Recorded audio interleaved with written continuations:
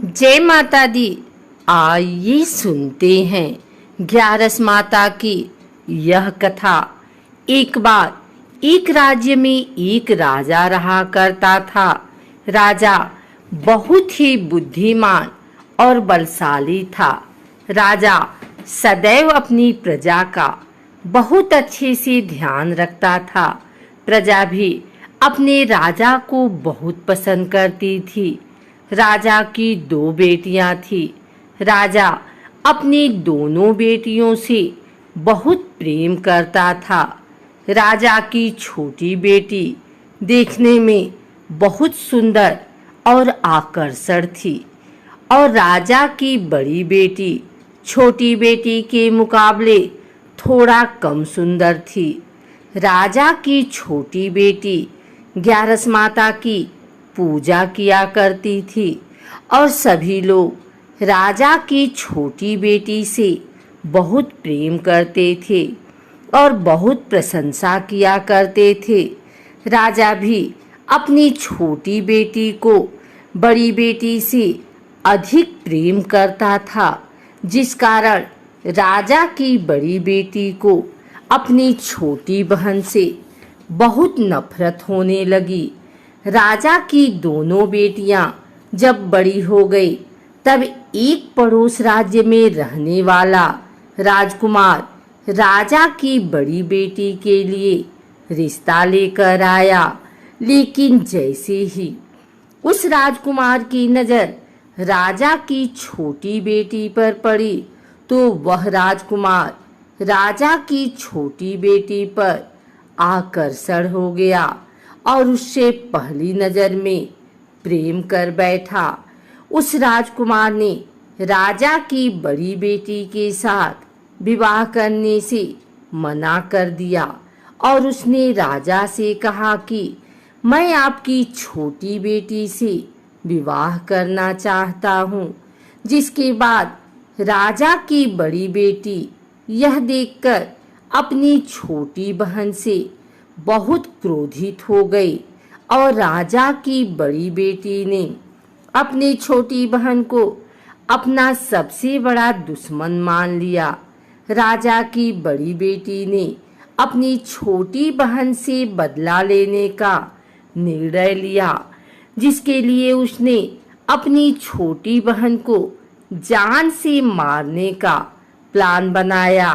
राजा की बड़ी बेटी ने अपनी छोटी बहन को मारने के लिए सबसे पहले एक लड्डू में जहर मिलाकर अपनी छोटी बहन को दे दिया और उसको लड्डू खाने के लिए कहा। लेकिन लड्डू खाने के बाद भी छोटी बहन को कुछ नहीं हुआ। बड़ी बहन यह देखकर बहुत आश्चर्यचकित हो गई, लेकिन बड़ी बहन ने हार नहीं मानी और उसने जब रात में छोटी बहन अपने कमरे में सो रही थी तब एक मटके में सांप रखकर उसे कमरे में छोड़ दिया। लेकिन सांप भी छोटी बहन का कुछ नहीं कर पाया। जिसके बाद बड़ी बहन ने अपनी छोटी बहन से कहा कि चलो हम लोग कुएं में से पानी भर कर लाते हैं। जिसके लिए वह अपनी छोटी बहन को पानी भरने के बहाने कुएं के पास ले गई और उसने अपनी छोटी बहन को कुएं में धक्का दे दिया। लेकिन छोटी बहन को तब भी कुछ नहीं हुआ, क्योंकि हर बार ग्यारस माता उसकी रक्षा कर रही थी और उधर बड़ी बहन अपने सारे प्रयासों के बाद असफल हो रही थी, जिससे वह बहुत क्रोधित होती जा रही थी। फिर उसने अपनी छोटी बहन के पास जाकर उससे खुद ही पूछा कि मेरी छोटी बहन, तुमको पता है भगवान ने सबकी मृत्यु एक निश्चित समय पर लिखी हुई है और कैसे तुम्हारी मृत्यु होगी, क्या यह तुम जानती हो?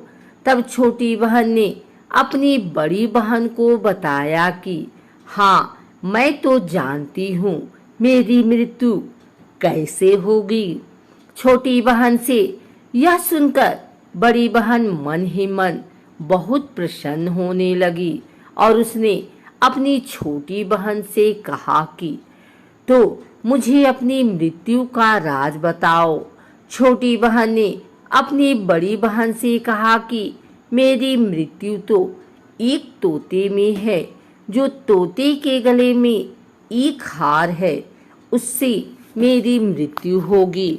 जब तक कोई भी व्यक्ति तोते को मारकर वह हार अपने गले में पहनेगा तो मैं मूर्छित हो जाऊंगी, और जैसे ही उस हार को अपने गले से उतारेगा तो मैं वापस से जीवित हो जाऊंगी। अपनी छोटी बहन की मृत्यु का राज जानकर बड़ी बहन बहुत ही खुश हो गई और उसने अपनी छोटी बहन को मारने के लिए उसके पालतू तोते को ढूंढना शुरू कर दिया।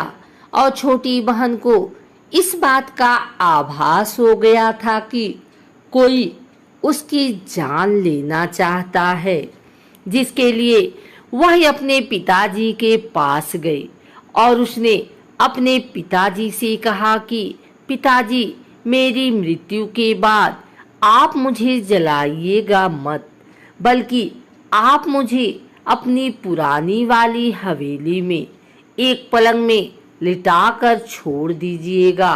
अपनी छोटी लड़की की यह बात सुनकर राजा बहुत आश्चर्यचकित हुए। राजा ने अपनी छोटी बेटी से पूछा, बेटी, तुम यह क्या कह रही हो? तब राजा की छोटी बेटी ने बताया, पिताजी, समय किसी के लिए नहीं रुका है, कब क्या हो जाए किसी को कुछ पता नहीं है। और फिर राजा ने अपनी छोटी बेटी से कहा कि तुम ऐसी बातें क्यों कर रही हो? 2-3 दिन में तो तुम्हारा विवाह है। लेकिन छोटी बेटी ने अपने पिताजी को ऐसा करने पर मजबूर कर दिया और उनसे वचन ले लिया। राजा ने भी अपनी छोटी बेटी की बात स्वीकार कर ली और 2-3 दिनों के बाद जब शादी का समय आया तब राजकुमार बारात लेकर राजा के घर आया और राजकुमार और राजा की छोटी बेटी का विवाह शुरू हो गया। जैसे ही राजा की छोटी बेटी राजकुमार के साथ फेरे लेना शुरू करती है, उसकी बड़ी बहन अपनी छोटी बहन के कमरे में जाकर उसके तोते को पकड़ लेती है और उसको जान से मार देती है। तोते के गले में जो हार था उसको अपने गले में धारण कर लेती है। जैसे ही बड़ी बहन उस हार को अपने गले में धारण करती है, उधर छोटी बहन 3.5 ही फेरे ले पाती है और वहीं पर बेहोश होकर गिर जाती है। जिसके बाद राजा ने बड़े दर्द हकीमों को बुलाया और अपनी छोटी बेटी का इलाज करने के लिए कहा। राजा की बात सुनकर वैद्य ने छोटी बेटी को जब चेक किया तो राजा को बताया कि आपकी छोटी बेटी ना तो जीवित है और ना ही मरी हुई है। यह मैं ऐसा पहली बार देख रहा हूँ। राजा ने वैद्य और हकीम को यह बात बाहर बताने से मना कर दिया और उनको कहा कि अगर तुमने यह बात किसी को बाहर बताई तो हम तुम्हें फांसी दे देंगे। राजा ने अपनी छोटी बेटी को पुराने महल में ले जाकर एक पलंग पर लिटा दिया और वहां पर कुछ सैनिकों को तैनात कर दिया। वापस अपने महल पर आ गया। राजा की बड़ी बेटी अपने पिताजी के पास आई और कहने लगी कि पिताजी, अगर यह शादी संपन्न नहीं हुई तो आपकी इज्जत का क्या होगा? आप कहें तो मैं आपकी इज्जत बचाने के लिए राजकुमार से शादी करने के लिए तैयार हूँ। जिसके बाद राजा ने अपनी बड़ी बेटी की बात मान ली और राजा ने बड़ी बेटी को छोटी बेटी के कपड़े पहनाकर मंडप पर भेज दिया। लेकिन राजकुमार यह जान गया कि राजा की छोटी बेटी नहीं है, बल्कि यह राजा की बड़ी बेटी है। लेकिन जब राजकुमार ने शादी करने से मना किया तो सभी लोगों ने राजकुमार को विवश करके राजा की बड़ी बेटी से बचे हुए फेरों को संपन्न करा दिया और विवाह करवा दिया। जिसके बाद राजकुमार राजा की बड़ी बेटी को अपने महल ले गया। राजकुमार राजा की बड़ी बेटी से ना तो बात करता था, न ही उसको पसंद करता था और ना ही उसके आसपास भटकता था। और राजकुमार ने यह फैसला लिया कि वह अपनी प्रेमिका को ढूंढ कर रहेगा और यह जानकर रहेगा कि उसके साथ हुआ क्या है। एक दिन राजकुमार अपने घोड़े पर सवार होकर राजा के पुराने महल के पास पहुंच गया, जहां पर उसने कुछ सैनिकों को देखा। महल के पास पहुंचकर राजकुमार ने जब महल को ध्यान से देखा तो वह समझ गया कि यह तो हमारे ससुर जी का महल है। तब राजकुमार ने सैनिकों से पूछा, तुम लोग यहाँ क्या कर रहे हो और इस महल के अंदर उस पलंग में कौन लेटा है। जिसके बाद सैनिकों ने बताया कि यहाँ पर राजा की छोटी बेटी लेटी है। यह सुनकर राजकुमार बहुत प्रसन्न हो गया और वह तुरंत अपनी प्रेमिका के पास पहुंच गया और उसकी सेवा करने लगा। जैसे ही रात हुई तो राजा की छोटी बेटी उठकर खड़ी हो गई। राजकुमार यह देखकर बहुत खुश हो गया और उसने अपनी प्रेमिका से पूछा कि तुम यहाँ क्या कर रही हो, तुम मेरे साथ मेरे घर चलो। राजा की छोटी बेटी ने राजकुमार को सारी बातें बता दी कि मेरी जान एक तोते में बसी थी और मैंने यह बात सिर्फ अपनी बड़ी बहन को बताया था और मुझे पता है कि उसने ही मुझे मारने का प्रयास किया है। उसके पास एक हार है जिसको वह सुबह पहन लेती है और रात को उतार देती है। जब तक वह हार को पहन ले रहती है तब तक मैं मूर्छित रहती हूँ और जैसे ही वह हार को उतार देती है तो मैं जीवित हो जाती हूँ। और जब तक मेरी बड़ी बहन के पास वह हार है तब तक मैं ऐसे ही जीवित और मूर्छित होती रहूंगी। अगर मेरी बड़ी बहन के पास जो हार वह मेरे हाथ लग जाए तो मैं हमेशा के लिए जीवित हो जाऊंगी। राजकुमार यह बात सुनकर राजा की छोटी बेटी के पास रहने का निर्णय ले लिया और उसने अपने बचे हुए सारे फेरे उस पलंग में लेटी राजकुमारी की छोटी बेटी के साथ ले लिए और अपना विवाह पूर्ण किया। वहीं पर रहने भी लगा। देखते ही देखते कुछ समय में राजा की छोटी बेटी और राजकुमार की पत्नी पेट से हो गई। एक दिन राजकुमार को किसी काम से बाहर जाना पड़ा। तब छोटी बहन के पेट में बहुत तेज से दर्द होने लगा। जिसके बाद उसने ग्यारस माता का आवाहन किया। जिसके बाद वहां पर ग्यारस माता प्रकट हुई और उन्होंने अपने भक्त के दर्द को दूर किया और एक पुत्र की प्राप्त करवाई।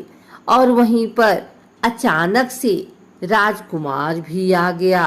राजकुमार ने ग्यारस माता को देखा तो वह आश्चर्यचकित हो गया और उसने तुरंत माता को प्रणाम किया और ग्यारस माता ने राजकुमार से कहा कि जब तुम्हारा 5 वर्ष का बेटा हो जाए तो तुम अपनी पत्नी का हार लाकर इसके गले में डाल देना। और देखते ही देखते राजकुमार और राजा की छोटी बेटी का पुत्र 5 वर्ष का हो गया। राजकुमार अपने बेटे से कहता है कि बेटा, मैं कुछ काम से बाहर जा रहा हूँ, तुम अपनी माता का ध्यान रखना। और वहां से चला जाता है। राजा को बाहर निकलता देख बड़ी बहन के सैनिक देख लेते हैं और बड़ी बहन को जाकर सारी बातें बता देते हैं। जिसके बाद बड़ी बहन अपनी छोटी बहन के पुत्र को वहां से उठवा लेती है और उसको मरवा देती है। छोटी बेटी के पुत्र के 2 टुकड़े करवा देती है। पहला टुकड़ा चक्की के पास छुपा देती है और दूसरा टुकड़ा अपनी पलंग के नीचे रख लेती है। अब 11 माता भिखारी का रूप लेकर आती हैं। एक भिखारी का रूप रखकर बड़ी बहन के पास चली जाती हैं। जिसके बाद वहां पर भिक्षा मांगने लगती हैं। बड़ी बहन अपने नौकरों से कहती है कि जाकर भिक्षा दे दो, लेकिन जैसे ही नौकर 11 माता को भिक्षा देने के लिए आते हैं तो माता उन्हें मना कर देती हैं और कहती हैं कि मैं तुम्हारी महारानी से ही भिक्षा लूंगी। जिसके बाद बड़ी बहन स्वयं ही भिक्षा देने के लिए माता के पास आती है। तब माता एक बिल्ली का रूप लेकर उसके कमरे में चली जाती हैं और वहां पर छोटी बेटी के पुत्र को कोई 2 टुकड़े को आपस में जोड़ देती हैं और उसे जीवित कर देती हैं। उसे वहां से ले जाती हैं। राजकुमार अपने बेटे को लेकर अपनी पत्नी के पास जाता है और उसे कहता है कि तुम इसका ध्यान रखना। अगर तुम इस बच्चे का अच्छे से ध्यान रखोगी तो मैं तुमसे बात करूंगा। एक दिन राजकुमार अपने बच्चे से कहता है कि तुम मम्मी से उनके गले का हार मांग लो। जिसके बाद राजकुमार का लड़का अपनी माँ के पास जाता है और कहता है कि माँ, मुझे तुम्हारा हार चाहिए जो तुमने गले में पहन रखा है। यह सुनकर पहले तो बड़ी बहन बहुत क्रोधित होती है, पर उसको यह याद आता है कि राजकुमार ने कहा था कि अगर मैं इस बच्चे का ध्यान अच्छे से रखूंगी तो वह मुझसे बात करेंगे। जिसके कारण वह हर बच्चे को देखती है और उसे संभालती है। वह तुरंत हार को ले जाकर अपने पिताजी को दे देता है और तभी राजकुमार अपने बेटे को लेकर वहां से जाने लगता है और अपनी पत्नी से कहता है कि तुम हमारे लिए खाना बनाकर रखना, मैं शाम को आकर तुम्हारे साथ खाना खाऊंगा। और वह अपने बेटे को लेकर वहां से चला जाता है। जिसके बाद वह राजा के पास जाता है और उनको सारी बातें बता देता है।